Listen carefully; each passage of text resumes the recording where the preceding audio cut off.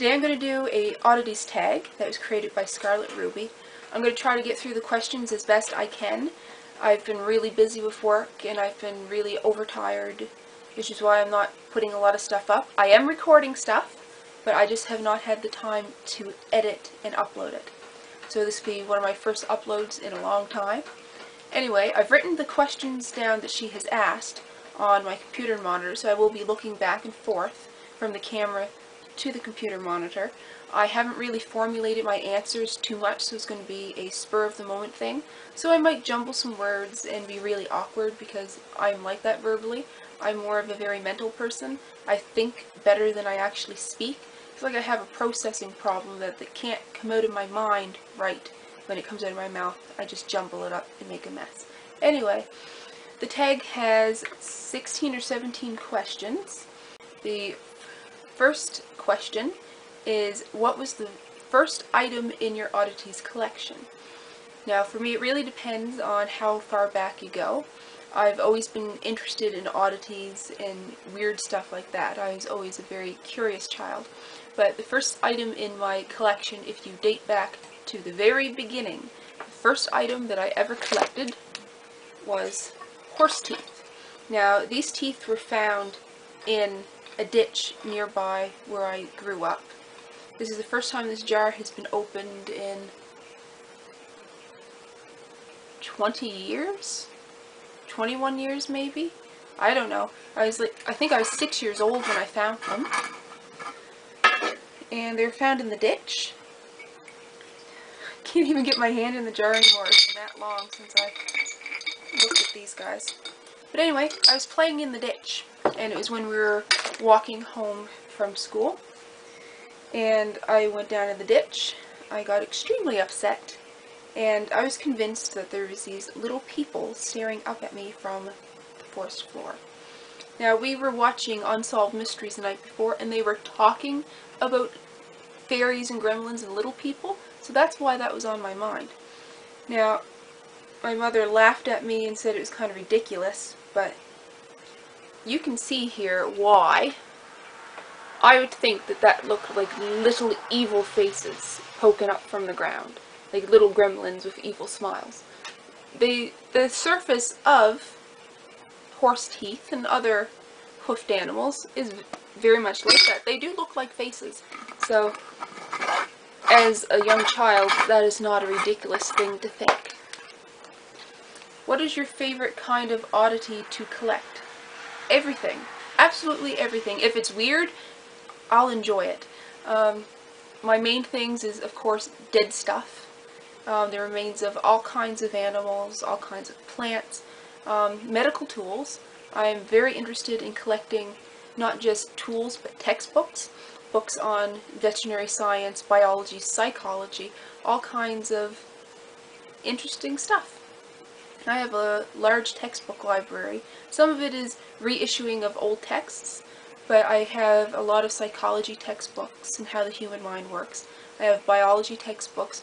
I recently picked up one on human biology, so I'll be looking through that one to see how everything works, although I do have a basic working knowledge of it.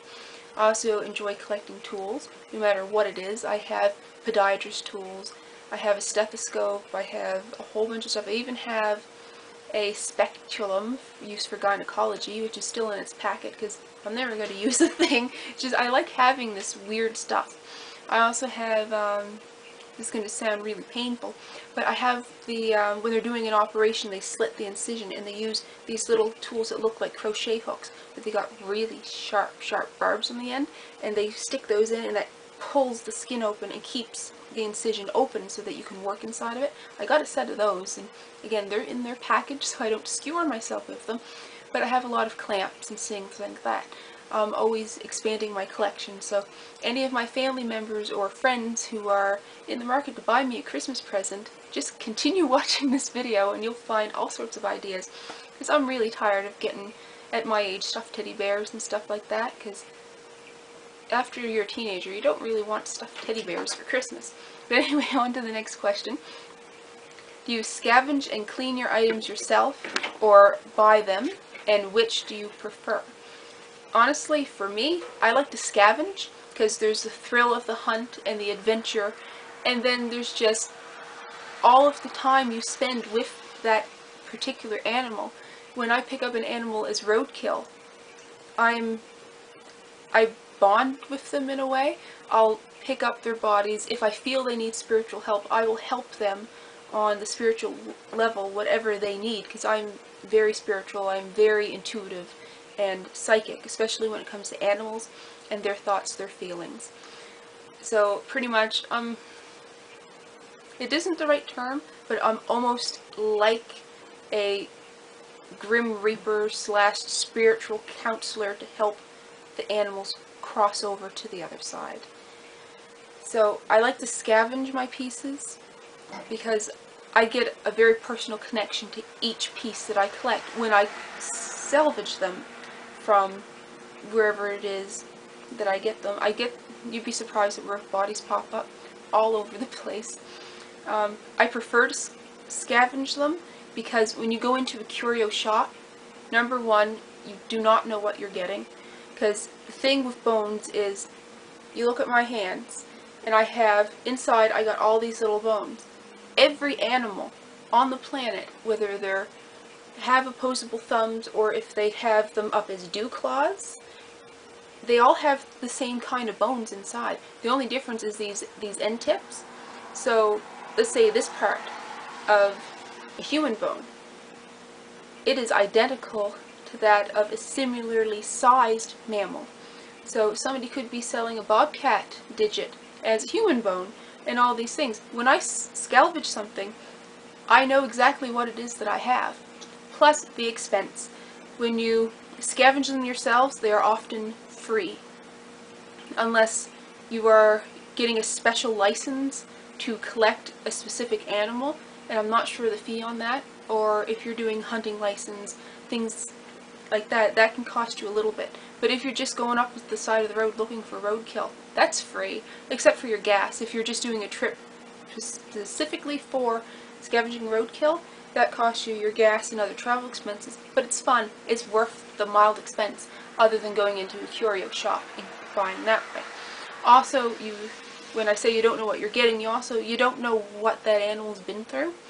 You don't know if it was killed specifically to be made into a taxidermy mount or killed specifically to collect its bones for sale. Scavenging them is cruelty-free for the most part. There is a little bit of cruelty, no matter what other bone collectors say when they say we are 100% cruelty-free. You can never say that, because if you're working with something that has died, and it has died even being hit by a car, you can't guarantee that that person who hit that animal was not purposefully gunning that animal down with their car. I've seen it. I've seen people purposely swerve into animals on the road and kill them. So when you're collecting roadkill, you still cannot say that it's 100% cruelty-free. You can say with a lot of certainty that it is, but you can't be 100% on that. Where do you keep your collection? Everywhere. There are bones and little bits and pieces of my collection in every room in the house. The living room it's all over the walls. I have my corner where I keep all my craft supplies. A lot of it's over in there. I have boxes stored in my bedroom. I have stuff in the bathtub. And it's in 5-gallon buckets soaking because it's getting the time of year I want to bring some stuff in to clean. So it's in the bathtub, I have stuff in the kitchen, there's stuff on the dining room table. I have my collection spread out everywhere. Now there are certain things that I keep in a special location. Like I have my box of morbid treasures, which I will one day do a video for this channel for. But pretty much what my box of morbid treasures is that it's a box where I keep little baggies of hair, other little items from the deceased. I also have photos of them, and this is mostly for my pets that I had that have crossed over. I keep hair samples, teeth and bones if I have access to them, their photos, and there's like little stories and bits and pieces about their life, and eventually I plan to make that into a book as well. So I have my Book of the Dead. But that is an entirely different project, and I will progress to the next question here. How long have you been collecting? I've been collecting off and on my entire life. As I said, the horse teeth, I found them when I was around 6 years old. I've always been very curious and interested in how the body works and life after death, because I was a very intuitive child. When my pets died, I still saw them around, I still interacted with them, and I always thought that was normal, and now I've come to understand, well, it's not exactly something that everybody does. And I did lose a lot of my ability, but I'm working on getting it back. It's been a very long process, but working with my curiosities in my collecting, that has really helped reopen my third eye and get me back onto my spiritual path. So I've been collecting off and on since I was a kid. Serious collecting, I'd say probably about 18, 19 years old. I started saying, well, I really need this stuff in my life. My father gave me a taxidermed deer head when I was 16, and he was filthy. He had been in somebody's basement for countless years, and the guy had died. And his family was throwing out everything that belonged to him. And Cameron was in the dustbin, and towards the top, my dad grabbed him, stuck him in the truck, brought it home for me. But I cleaned them. And apparently there was more taxidermy that the guy had collected that it's gone. And I like to collect these things and preserve them. Which kind of leads into the next question is, does age matter in your collection, like vintage pieces? And for me, no. I find that when you're in the collecting market, anything that's classed as vintage, it's a ridiculous price. These items usually have not been taken care of very well, so you have to clean them and preserve them. Sometimes you have to restitch hides. I got a vintage mink a couple years ago, and she needs a lot of restoration work, and I'll show her later because she's tied into another question. But in vintage, I usually stay away from vintage because it's really not worth the money, really, because a lot of these pieces, unless it's something that you really want, I wouldn't bother with vintage myself. Unless you really want to take it on to preserve it and make sure that that piece is kept for generations to come and protect it from going to the landfill. What is one item that you have wanted in your collection? Skunks. I'd love to have skunk. I was so happy last year I found a skunk as roadkill, and the way she was hit, it didn't crush her skull, and her scent glands were not expressed. So I was thinking, this is a major score. I bagged her, put her in the trunk, carefully drove home and rested her on the body farm, but something, I guess maybe it was a frost in the ground or something, her skull was shattered when I went to dig her up. So I lost my skunk skull. So listen up, skunks. I like skunks. I'd love to have taxidermy skunk. I'd also like to live with a live skunk, because you can get them as pets, and apparently they can make okay pets, from what I've been reading. But that's something entirely different. Canines. I like canines.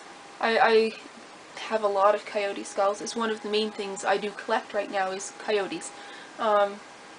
As things I'd like more of in my or what I've always wanted in my collection, I'd have to say skunk. Also, this is going to answer part of another question here, is that human. I would like human bones. I'll answer why later. What is your most precious favorite piece in your collection? Well, it's hard for me to choose a favorite piece because everything that I've collected I absolutely love. I'd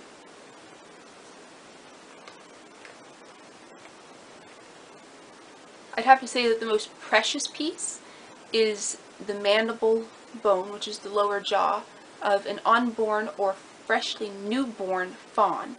Now, I've showed this piece in a previous video, the day my school bus hit a deer. I believe it's in that one. But the reason why it's just so precious to me is that it dates back to the time the bone was decayed long enough at the body farm that that animal would have died around the same time as the one that my school bus hit. So that's why she's so precious to me. I know it's a very slim chance that it is from the same animal, but it's old enough, it was in the same DNR body farm that that deer would have been taken. So there's a very small chance it is. Logically it's not. But it's a reminder of that incident and everything surrounding it. So that's why that is so precious to me. But I've explained all of this in the other video. What is the rarest, most odd item in your collection? Well, the rarest would definitely be that little mandible, because it's so hard to find anything from newborn animals because their bones are so soft and so porous, and they're so tiny they get easily broken, they rot. So that bone having been there, it really shouldn't have been there, so that's really rare. Now, one of the oddest things, and I have this packed away so I can't really show it, is I have found a pelvic bone from a porcupine that it's off on one end. It's malformed where the hip comes down towards the socket. I believe that maybe the porcupine had fallen out of a tree or had an injury that had healed when they were really young, which is why it's malformed on one side. If I can find it, I'll plug in a picture, or I'll make a separate video later on. What is something you would like more of in your collection? Definitely taxidermy. I'd like more taxidermy, more deer heads, more raccoons, rabbits, anything really. I'm actually starting to learn how to do this myself so that I can preserve some of the roadkill that I'm finding that is more intact. Like, there's raccoons that are pristine. Their coat is perfect. I stuffed a fox recently, just the head mount. I'm currently working on her. It took a while to get the time to stitch her up and everything like that, but she's come along really good. I'm quite proud of myself for a first attempt. But I would definitely love more taxidermy, so on the thing with the stuffed animals, if you're going to give me a stuffed animal, taxidermy. Perfect. For all those people who like to give me stuffed teddy bears, you can get me a stuffed bear. Do you have any oddity related jewelry? Well, I'm a jewelry maker. I make a lot of oddity related jewelry, so I have tons of it. There's only certain select pieces that I actually make for myself, because I do make a lot of it to give as presents, to sell, to share with other people. For the stuff that I wear myself, it's mostly pieces of specific animals that I feel a very close connection to, like the Ice Queen coyote, the one that I found there last spring, and I cleaned her up and did her in an ice theme. I also made a necklace that's in an ice theme with her toe bones, and she's been bleached out white, and there's white quartz, and it just looks really spectacular with the prisms and everything. You've probably seen me wearing it in a couple of my other videos. So yes, I do have a lot of oddity related jewelry. What got you interested in oddities? Well, I said earlier that I've always been very interested in the body, what happens when we die, and just seeing a lot of death when I was younger, which I did.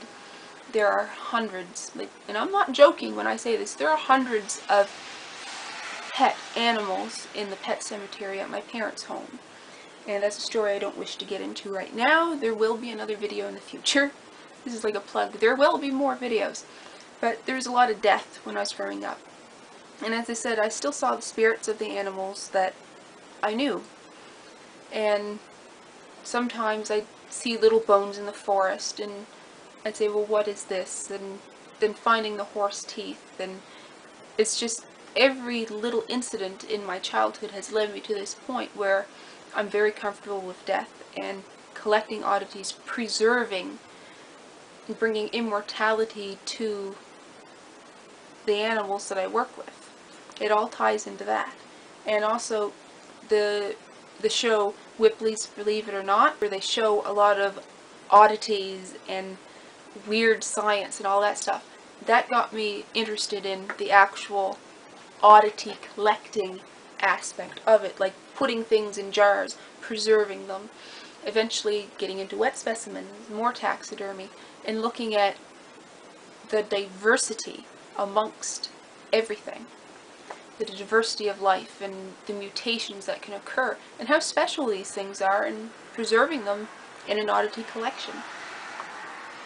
Would you ever collect human-related oddities? Yes, and I have some.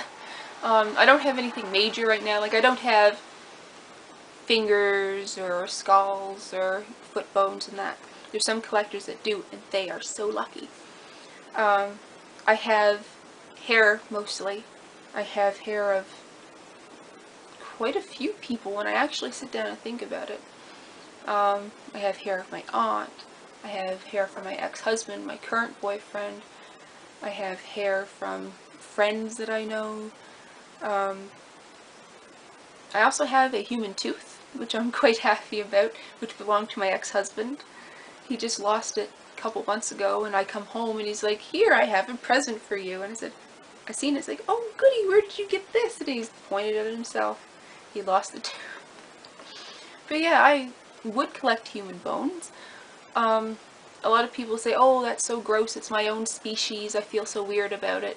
Well, the reason why I don't feel weird about it is because I know that on the molecular level, we are all the same. We have the same type of molecules in us that a dog has, that a cat, mink, bear. We're all made of the same stuff. Even plants. We are all made of stardust, essentially. We're all the same. And for me to collect human bones is no different for me than collecting my roadkill animals off the highway. I see no difference. It may sound really morbid to a lot of people, and especially more mainstream religious people, to collect human, because humans are held, and I think this is ridiculous, we are held to such a high standard. It's like, humans are so special, and we're not. We are just another animal. We may have evolved a little bit of higher intelligence, and our opposable thumbs have made us able to create everything we see, everything we do. But really, at the end of the day, we're gonna rot down like every other creature, and it's coming to everybody. And I don't sound really cheerful, do I? But we're just all made of the same stuff, so for me to collect a human oddity is no different than collecting anything else. What is the latest addition to your oddities collection?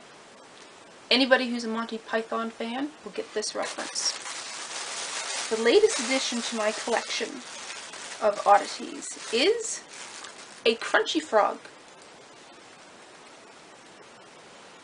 My boss actually gave me this. This is so cool. It's a little frog. It was found in her driveway. Now, the reason that this little guy's in this position is her husband backed over him with the car. I'm assuming the frog leaped to get out of the way, and as the frog... I'm trying to get this right. As the frog leaped away, the car tire squished over him. And that is why he's flattened out. But, crunchy frog. That's pretty awesome. Big thanks to my boss. She's been finding me stuff, like bugs. She's great to work for. My bosses are cool. What was the first thing you found, considering if you scavenge? Well, horse teeth. That was the first thing